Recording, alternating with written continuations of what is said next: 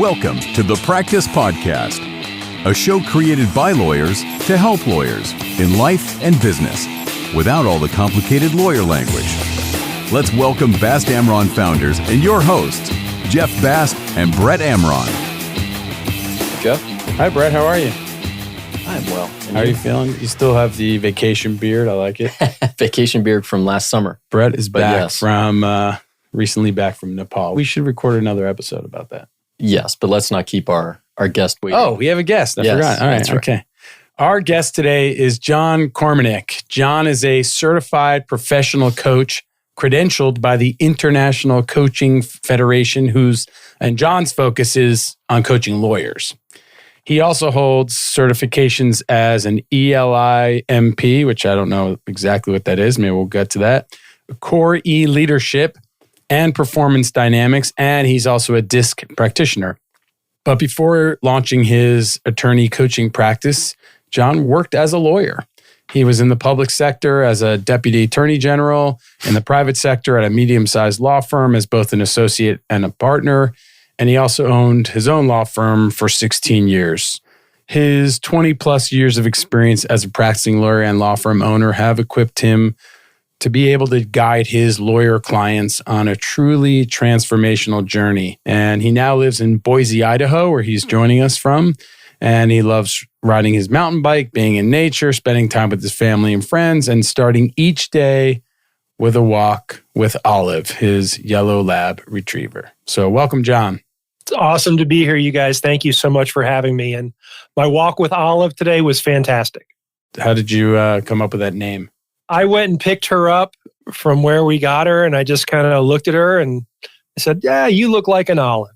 And brought her home, and our daughter liked that name, and my wife was okay with it. So that kind of stuck. Very cool.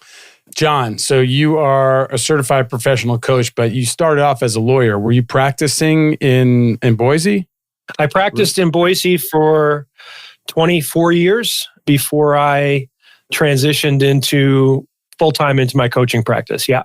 I want to hear about the transition. Was it a gradual transition, or was it suddenly one day I want to be a coach and I'm resigning? Yeah, no, the transition was gradual for a couple of reasons. Number one, I'm a lawyer. I wasn't just going to do it, right? I was going to do it the right way as far as my research and my understanding is concerned. So I was working with my coach back, I guess it's 7 years ago now, and figuring out what I wanted my life to look like in 20 years. A lot of the work that I do with my clients now, right? Creating a vision.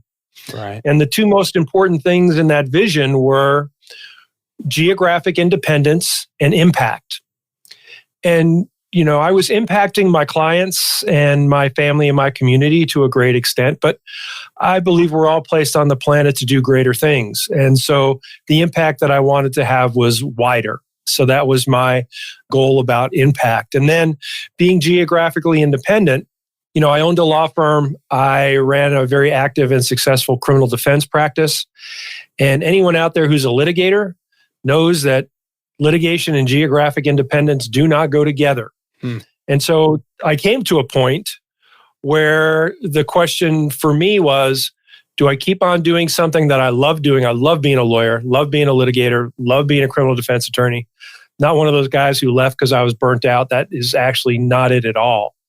Do I keep doing that?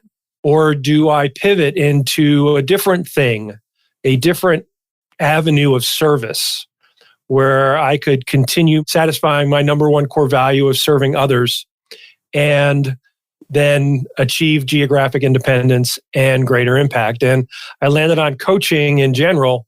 And then just the question of who I was going to coach was kind of a foregone conclusion once I decided on that avenue to go down. Right. What caused you to start working with a coach in the first place? And when did you start, and why did you start working with a coach as a lawyer? Because I don't think a lot of lawyers out there are working with coaches. I think you're probably right. In some respects, why did I start working with Mike? Mike was my coach. Mike is a guy I went to law school with. We graduated from California Western together back in the late 90s. And he never went into the active practice of law. He went into personal development in that space, and he began his coaching journey back then. And probably 10 years ago now, I will tell you that in 3 months, I'm going to turn 60. So 10 years ago is about right. 10 years ago, in 3 months, I was going to turn 50. I graduated from law school when I was 38. It was a second career for me. So I had been practicing for about 12 years. Really liked it. Again, I loved it. But I think that birthday was coming up and I was beginning to focus on self-improvement, right? I had the law part down, but I wanted to focus on not only business improvement, becoming a better leader, a better CEO, but personal improvement as well. And that's why I teamed up with a coach, because I knew that by myself, it would not be possible for me to achieve my full potential by myself because of how humans get in their own way. Listening, right? If I'm a lawyer and I'm at a big firm or, I'm moving my way up, I've gone to law school. I feel like I'm learning the practice. Tell people out there why they need a coach, why a coach is a good idea. I mean, Jeff and I have used coaches. We obviously agree with it. Think what you do is great. To the average lawyer that's out there, why might they need a coach? I don't think that I could say it any better than Bill Gates. Bill Gates says everyone needs a coach, including him. And so if that guy needs a coach, then chances are you could benefit from coaching too. That's number one. Number two, if you look around the world of professional athletics, every single one of those people have at least one coach, oftentimes more than one. Whether it's in their business, which basketball player, baseball player, right? Their business, teaching them the fundamentals or demonstrating to them a better way of doing things or opening a door to view a different way of doing things. And they also have coaches in their non-professional lives, right? Financial coaches, relationship coaches, those types of people.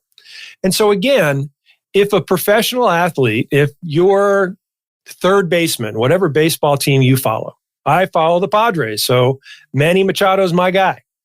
If Manny Machado could benefit from coaching and he recognizes the value in it, then who am I to say that he's got it wrong? The third thing that I would say is I was listening to an interview recently with Rick Rubin, the music producer. And what he said really demonstrates the basis for coaching. And he said, just because you're doing something and it's working for you doesn't mean it's the best way to do it. It simply means that you've landed on a way that works for you. And if you're comfortable with that, that's fine. But if you're not, and you want to see if you can do it better, if you could be more efficient, if you could be more effective, if you could have a greater impact, all those things, then it makes sense to have somebody standing next to you who doesn't have a dog in the fight, who can really call you on your head trash and your ego involvement and can open up doors that you wouldn't open for yourself. Those are the reasons that I think lawyers should think about coaching. I mean, I think it makes all the sense in the world. If you think about it, your whole life up to that point, until you enter the working world, you kind of have coaches. I mean, most teachers, good teachers serve the role of a coach. They do more than just teach you a certain skill or component of knowledge. They guide you, they coach you, they get the best out of you. And then you start out in the working world and you have a boss. I think a good leader will coach in some respect, but it's a little different when there's a employee-boss relationship. So I think it makes all the sense in the world. When do you recommend it to somebody, typically? Yeah, when you've got the law part down. Because if you're worried about the law part, you're worried about doing stuff where you're going to have to call your carrier, then you can't really focus on the things that I focus on my clients with. You're worried about the basics of the law, right? But for a lot of folks, that on-ramp is, I would say, relatively short in the scheme of things.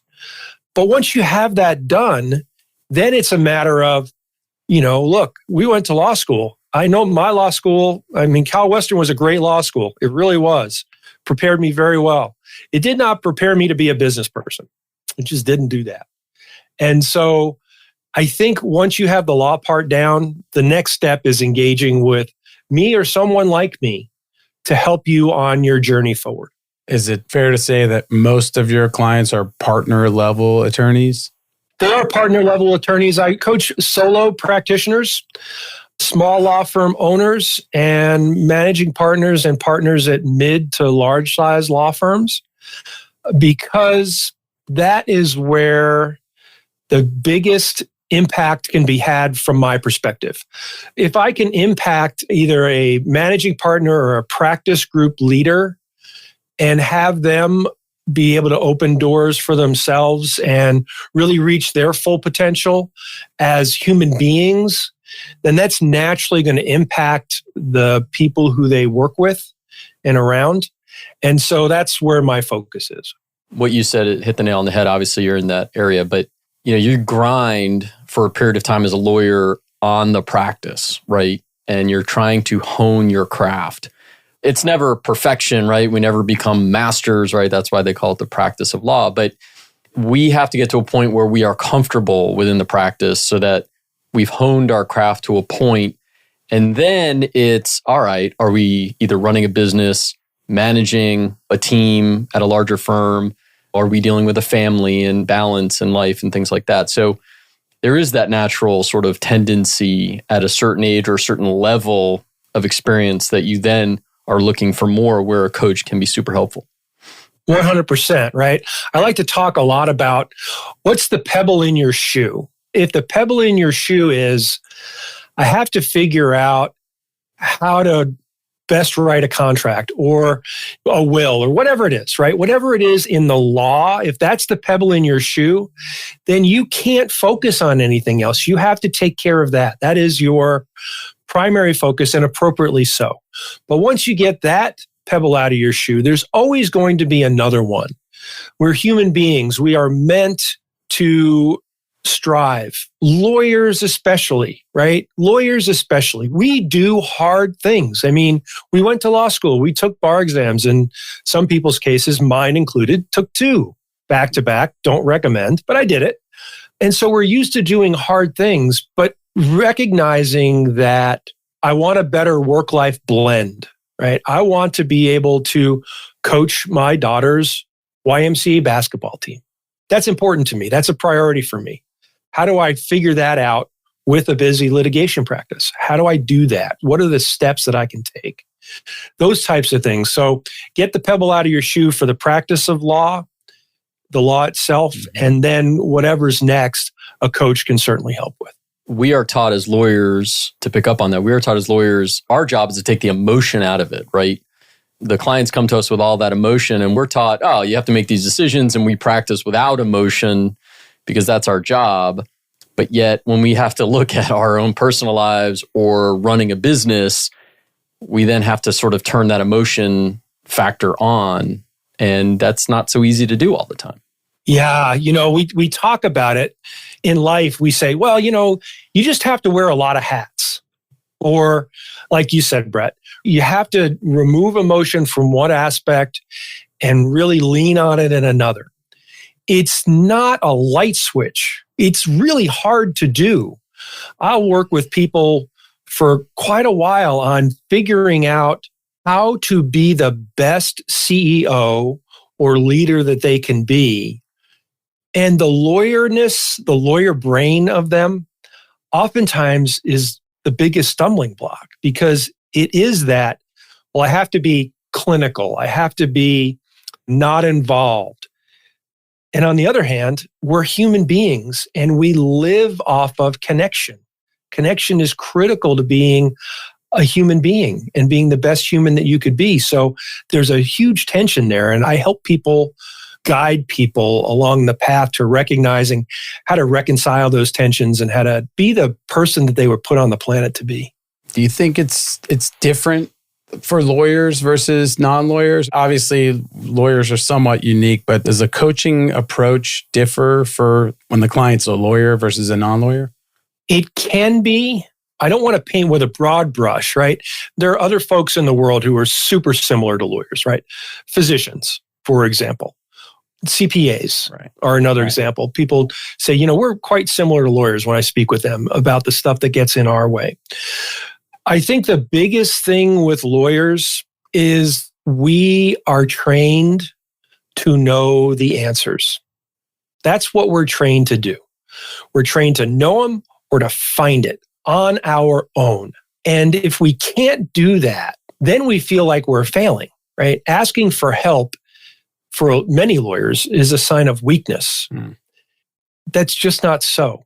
You can ask for help from the right people and put them on your team and be better for it. You're better, your clients are better served, all of the things. I love that. I think you're spot on there, that a lot of people are afraid to ask for help. And I think the more seasoned they become, maybe afraid's not the right word, but the less likely they are to ask for help because, I'm at this level, I should know how to do X, Y, or Z, whatever the skill is or whatever the task is.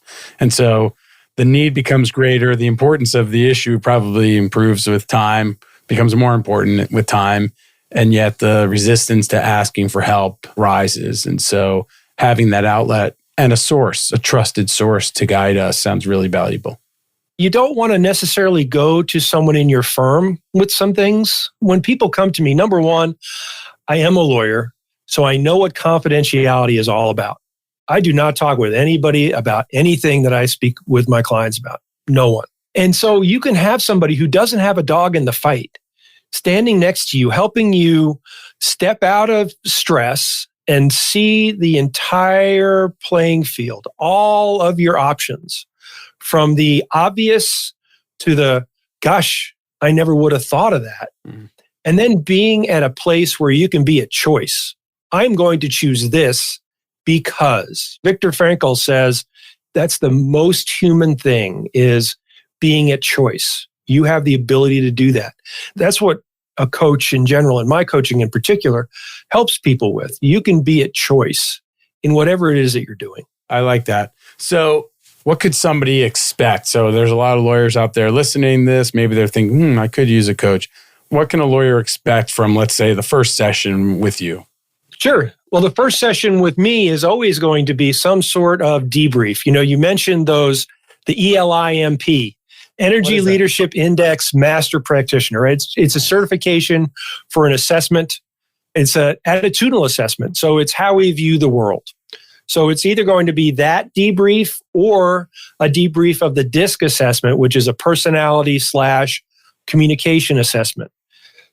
Knowledge is power if you act on it. So the first session with me, after I'm brought on board and we become a team, is, okay, let's look at how you look at the world through the ELI and how you communicate in the DISC. Because once we do that, we can begin to have language that we both agree on. We have a baseline, a foundation, and all of that stuff comes into play for every single thing that we do. You used the term earlier, people are looking to blend their lives together, right? I like the word harmony, trying to harmonize it rather than this work-life balance thing, because no such thing as balance, right? I mean, because at one point your personal life may require more attention than perhaps your clients might. Your business may require more attention at various points in time. So to me, it is a blend or a harmony. And I would imagine that is a large portion of what you spend your time on with your clients. 100%. And I couldn't agree more, right? I guess they had to settle on some sort of label, work-life balance, I guess. Right. It's flat out nonsense. When I say that to people, they're shocked. And then they say, well, what do you think, John? So here's the deal. Think about balance from when we were kids and there was, you call it a seesaw, a teeter-totter, whatever you call it as a kid. It is so hard to keep that level, to keep that balance. It has to be exact. So number one, balance is just too damn much work. It just is. Number two, it is not possible. You said it, Brett. Balance is impossible in the short term. It's a fantasy. And the more that we are tied to that fantasy, the more pain we suffer. That's why I think of it as work-life blend. Look, you guys are in Florida, right? We are. Yeah. Picture a hot August day in Florida. Are you sitting outside eating a steaming bowl of chili? Of course you're not doing that. You're going to have a nice cool soup, right? That is the concept of blend. So if you are, for example, a litigator and you've got a trial coming up, people talk about all the time, I'm in trial mode. Well, I know what that means because I've lived that. So if you're in trial mode as a litigator, or you're an M&A attorney and the deal is being done and you've got that 72-hour crunch at the end where it is all consuming, you cannot possibly have balance in that time. It's a myth. The important part is, one, to recognize it, and two, when you come out the other side, to realize that, okay, that's done. Now I can focus on relationship or something else in the work, whatever it is, to even it out, to change the flavor of the soup that you're eating after you've had that really intense time. Yeah, and I would imagine that, again, part of your work would be, if right, as a litigator or an M&A lawyer, you're about to go into this craziness that is either trial mode or deal mode, how to handle the other aspects of your life before you get into that, so that when you do come out, you can jump back in and address whatever needs to be addressed there. I did everything from DUI to death penalty work in Idaho. And so when I was in a murder trial, the month or so before the murder trial, I would sit down with my wife and daughter, and I would say, I've got a trial coming up. I need you both on my team to help me through this. And here's how you can help. And again, this goes back to being able to ask for help. I'll walk Olive in the morning, but I'm not going to be home in the evening to walk her. That type of thing. And enlist your team. Same thing at work, right? Enlist them. Let them know what's going on so that when you come out the other side, you are there for them. When this is over, we're going to take a long weekend or whatever it is, right? When this is over, I'm going to take the staff to lunch because they've all worked really hard. I'm going to give them a bonus, whatever it is. You let them know that, and it's a game changer for folks. It really is. Don't ever assume, oh, they know I'm in trial mode. Set them up, enlist them to be your support in any way, shape, or form that you think is appropriate. And then the other side, they're going to be there waiting for you. Because you did that when you were in private practice. Did you have a coach at that time, or is this something that you developed on your own? Or? I didn't have a coach around the time that I developed that mindset.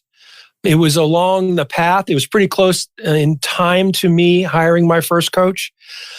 I saw the impact. I paid attention, and I saw the impact of trial on those around me. And that impact was generated almost exclusively by me, by how I showed up. And so when I took the time to kind of step back and look around and think about, is this how I want to be remembered? Do I want to be remembered as that guy? Really? And the answer to that, of course, was no. And so I came about understanding that, look, these people love me, right? My wife loves me. We'll be married for 33 years this September. My daughter loves me. Sure, we had some rough patches, both my wife and my daughter and I, but she's going to be 30. We have a great relationship. And it was getting to the point where it's like, they love me. They want to support me. Let me give them the tools to do that. What you said about, how you show up, that really resonated with me. Because if you're a law firm leader or just you work with teams and you want people to bring their A game, you got to bring your A game. It starts at the top. You got to show up the way you want others to show up. Working with a coach is just going to be the best way to do that. Gets lawyers past the 5 lies. And it's probably a lot of folks believe in these 5 lies, but it helps lawyers get past the 5 lies, right? Lie number 1 is you have to grind all the time to be successful. You got to grind sometimes, but if you're grinding all the time, there's something going on. There's something missing. If you're not busy, you're lazy, right? We talked about being in trial mode or deal mode. We get to the other side and there's space on our calendar. A lot of lawyers are super uncomfortable with that. Like, oh my gosh, I have to fill up that time with legal work. No, you're changing the flavor of the soup for a little while. You're going to change the blend and focus potentially on relationship or focus on yourself, your health, your well-being. Number 3 is money will make you happy. Number 3, money will make you happy, right? We're always in search of more money. There's a song, More Money, More Problems, and that's true to a certain extent. But money is not going to make you happy. The experiences that money can provide you may bring you joy, but money itself is not going to make you happy. Asking for help is a weakness, right? That's another lie that people tell themselves. And I help lawyers kind of get past and through all of those things so that they can have the life that they thought they'd have when they went to law school, right? Before we crossed the threshold of law school, we all had this vision of what our lives would be like. And then we go to law school, and then we go out into the world and we lose that thread. I try to connect people back with that thread. They teach us in law school only the tiniest sliver of what it means to be a lawyer. Being a lawyer is so much more. John, this has been fantastic. I really think our listeners are going to love it. If you did listen to this show and you enjoyed it, please subscribe and leave a review. Give us a 5-star review. Subscribing to the show and leaving reviews will help others find the show, and it will help us grow, and it'll help us devote more time and produce better content for you. And we'll all live happily ever after. Happily ever after. John. Thank you, John. Thanks so much. Thanks for being here. Nelson, thank you. Thanks, guys. Brett, thank you. No, thank you. Well, thank you. Nelson, thank you. For more information on this show and other resources, visit fastamron.com and connect with us on LinkedIn, Facebook, and Instagram @FastAmron.